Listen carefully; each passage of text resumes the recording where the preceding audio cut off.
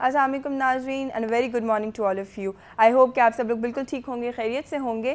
اور ویسے ہی میں کل مارکیٹ گئی ہوئی تھی تو ونڈو شاپنگ بھی کری تھی, شاپنگ بھی کری تھی ساتھ میں.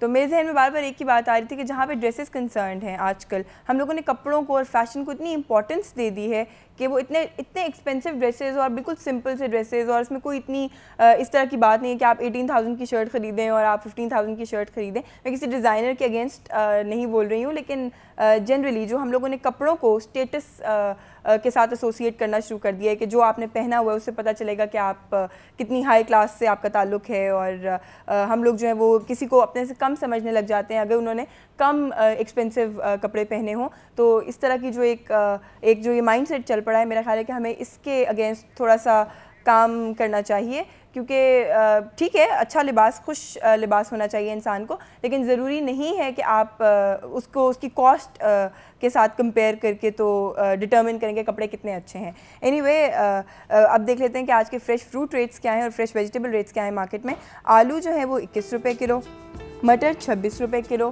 گوبھی 10 روپے کلو, بھنڈی 15 روپے کلو, ادرک 76 روپے کلو, پالک 12 روپے گڈی, پیاز 13 روپے کلو, شملہ مرچ 22 روپے کلو, ٹماٹر 8 روپے کلو, کیلے 46 روپے درجن, آم 50 روپے کلو, سیب 160 روپے کلو, خوبانی 36 روپے کلو, خربوزہ 17 روپے کلو, تربوز 13 روپے کلو, مرغی 80 روپے کلو, مٹن 250 روپے کلو, اور بیف جو ہے وہ 170 روپے کلو. جی یہ تھے آج کے فریش فروٹ ریٹس اور ویجیٹیبل ریٹس. اور اب فوراً سے دیکھ لیتے ہیں کہ آج کے کرنٹ گولڈ اور ایکسچینج ریٹس کیا ہیں.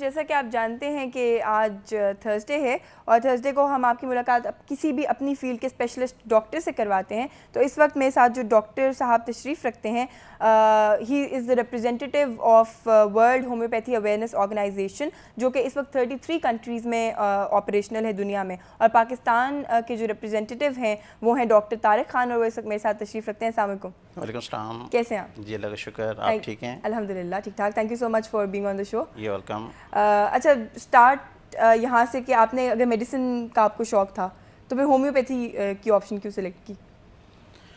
Allopathy, M B B S, simple medicine. بالکل صحیح کہا آپ نے کہ میں ایکچولی فارمیسی کر رہا تھا, فارماسسٹ بننے کا ارادہ تھا, کراچی یونیورسٹی میں پڑھ رہا تھا. تو ایک انسیڈنٹ ایسا ہوا کہ میری بڑی سسٹر کو گال بلیڈر سٹون ہو گیا. اچھا. اور گال بلیڈر سٹون کا ڈاکٹر نے کہا کہ اس کے علاوہ کوئی چارہ نہیں ہے, آپ اس کو آپریٹ کروائیں. اور وہ آپریٹ کروانا نہیں چاہتی تھیں. تو مجھے انہوں نے کراچی, وہ خود تو پنجاب میں تھیں, لیکن مجھے انہوں نے کانٹیکٹ کر کے مجھے کہا کہ اس کا کیا حل نکالا جائے. میں نے اپنے ایک دوست سے ڈسکس کیا جن کے والد شوقیہ پریکٹس کرتے تھے ہومیوپیتھک. اچھا. تو انہوں نے کہا کوئی مسئلہ نہیں ہے یہ تو. میں نے کہا ایسا کیسے ہو سکتا ہے کہ کوئی مسئلہ نہ ہو, یہ تو مسئلہ ہے جبھی تو وہ کہہ رہے ہیں جی آپریٹ کرنا ہے اس کو. بہرحال ان کے کہنے کے اوپر میں نے 2 months کی میڈیسن ان کو پنجاب بھیجی. اور ہوا ایسا کہ جو میں تو بلیو نہیں کرتا تھا, ڈاکٹر بھی بلیو نہیں کرتے تھے کہ یہ کیسے ممکن ہے کہ وہ سٹون غائب ہو گئے. اس کے بعد پھر میں نے اس کو پڑھنا شروع کیا, پھر میں نے ڈی ایچ ایم ایس کیا, اور پھر آپ نے ہومیوپیتھی کی طرف آپ کا انٹرسٹ ہوا. ہومیوپیتھی ہوتی کیا ہے؟ ہومیوپیتھی وہ طریقہ علاج ہے, ایکچولی یہ ایک کانسیپٹ ہے جس کو کہتے ہیں کہ likes can be cured by likes. اور اس کانسیپٹ کے اوپر یہ میڈیسن جو ہیں وہ دی جاتی ہیں. اگر اردو میں سے آسان طریقے میں اگر اس کو ڈیفائن کیا جائے تو یہ ہے علاج بالمثل. ایک ایسی دوائیں جو ہیومن کے اوپر پروو کی جاتی ہیں, ان کی پروونگ کرنے کے بعد ان میڈیسن کی سمٹمز دیکھی جاتی ہیں. ہر میڈیسن کے الگ الگ سمٹمز پروونگ میں آئی ہیں. اب وہ سمٹمز جو ہیں وہ جب میچ کر جاتی ہیں پیشنٹ کے ساتھ, اس پیشنٹ میں بھی وہی سمٹمز موجود ہوتی ہیں, تو وہ ایکوریٹ میڈیسن ہوتی ہے اس پیشنٹ کی. اور وہ پیشنٹ کو جب دی جاتی ہے تو وہ میریکولس کام کرتی ہے, وہ میجک بن جاتی ہے. رائٹ. یہ طریقہ ہے یہ ہومیوپیتھی کا. جبکہ ایلوپیتھی میں یہ ہے کہ اس میں سپریس کر دیا جاتا ہے, فوری آرام پہنچایا جاتا ہے.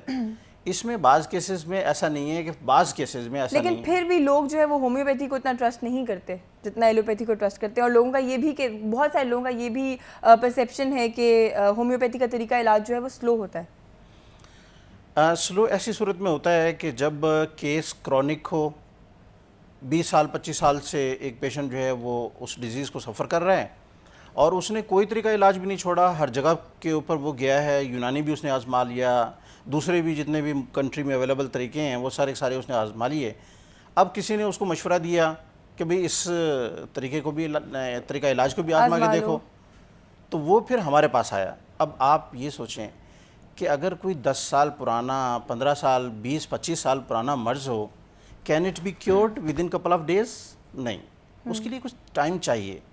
اور اگر وہ کیور کرے گا تو وقتی کیور کرنے والی تو میڈیسن موجود ہیں, وہ پھر یہ ہے کہ وقتی اس کو کیور کر دیں گی.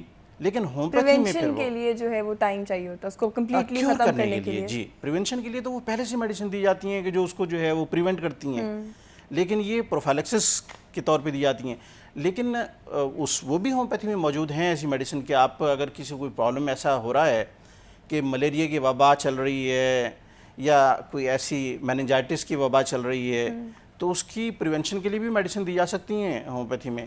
لیکن اس کے کیور کے لیے جو ہے, کمپلیٹ کیور کے لیے ایسے کیسز میں ٹریٹمنٹ لینا پڑے گا.